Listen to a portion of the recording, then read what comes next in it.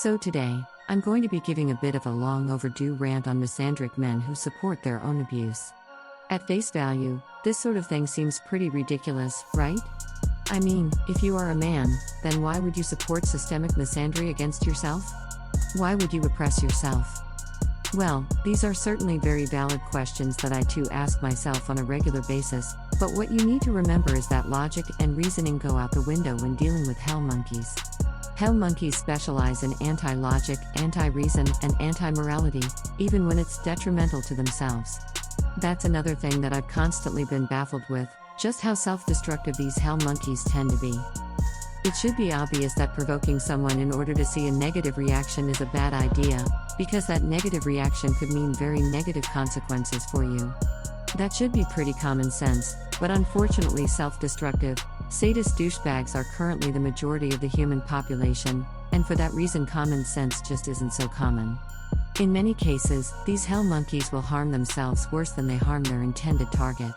Yet they will still justify it and choose to do it anyways in order to be a thorn in somebody's side. Misandric men seem to have this sort of self-destructive mentality as well. When other men stand up for themselves against the myriad of systemic oppression that they face, these worthless misandric men will scream at them to just shut the fuck up and grow a pair. Well, hang on a minute, I thought that real men were supposed to stand up for themselves and fight back against bullshit? Apparently not according to misandric men at least. For those that don't already know, men do in fact face a myriad of very serious systemic and societal oppression. Men get 63% more prison time than women for the exact same crime/criminal background.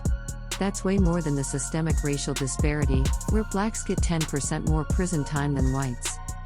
See, it's usually considered perfectly politically correct to address this systemic racism, but if you were to point out this systemic sexism against men, which is actually more extreme in this case, then many people on the left will call you a misogynist.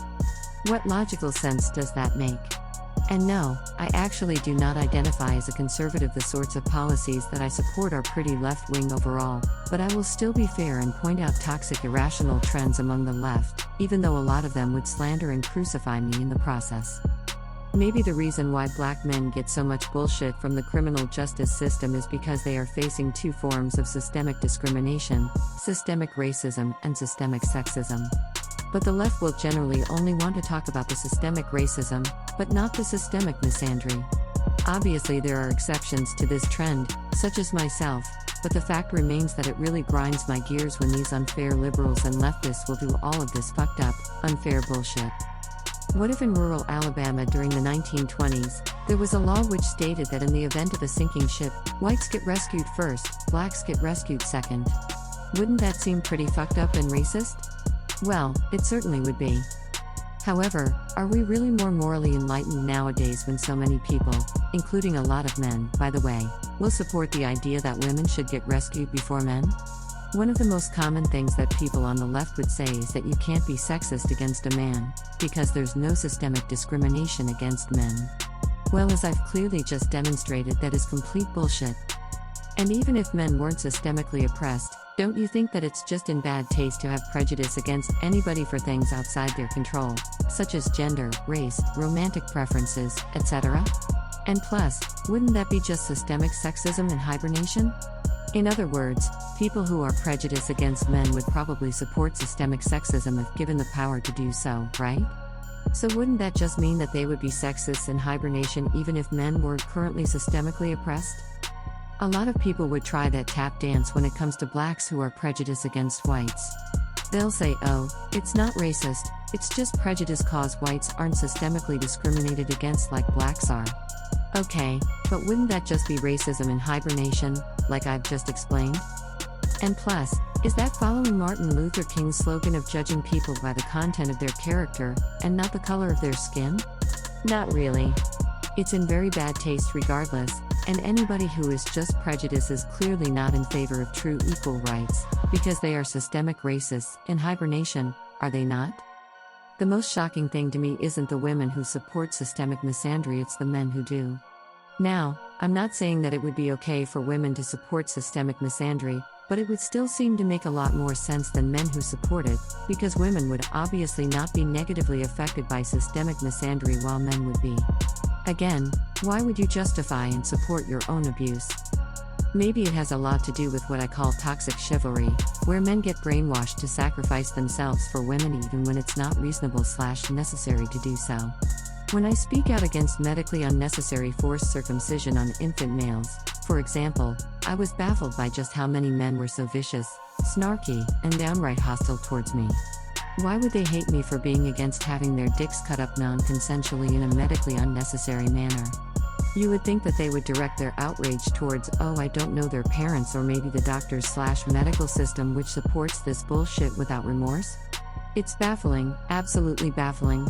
Do these idiots seriously want me to apologize for being opposed to babies' dicks getting cut up in a medically unnecessary manner?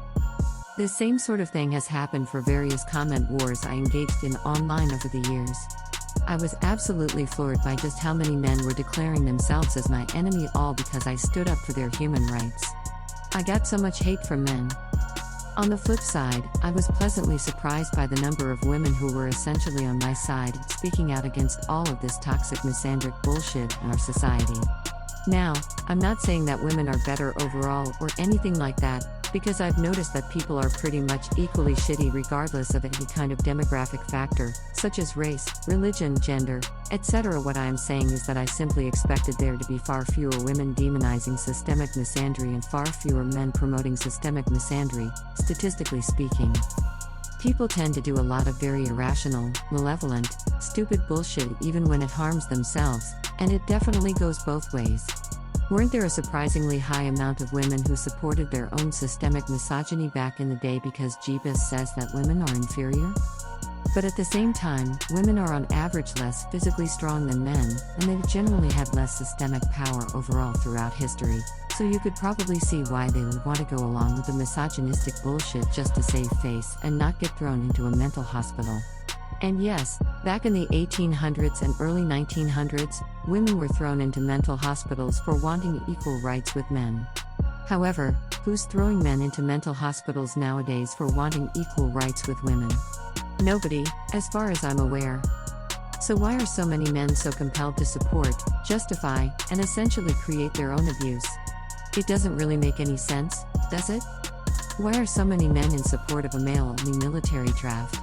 Look, I'd prefer that there be no draft at all, but if there were some kind of harm reduction scenario where you were being invaded, and there weren't enough volunteers in the military, so you had to implement the draft in order to fight off the invader, because the alternative would lead to far more damage and suffering, then I personally think that both men and women should be drafted. I also think that women should be allowed to fight in combat roles including special forces so long as they pass the same exact tests as the men do. Just take a look at this World War II Soviet sniper who killed at least 309 Nazis, a woman by the name of Lyudmila Pavlichenko. So clearly, women are perfectly capable of being a deadly combat force in the military, and I see no good, logical reason to forbid them from getting drafted and fighting in combat roles. Again, I'd prefer no military draft, but if we really need to have a draft, then women should be drafted as well as men, and they should be allowed to fight in combat roles, so long as they pass the same exact tests as the men. What's wrong with that? Oh, but let me guess, a lot of misandric men will try to butt in with their toxic chivalry and falsely accuse me of being a misogynist just for saying this. They'll probably dodge my actual points, and just go straight to the slander.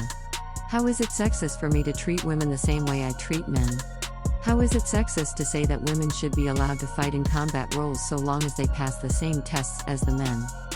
Women are clearly capable of being a deadly force on the battlefield, as I've very clearly demonstrated earlier, so why should they not get drafted?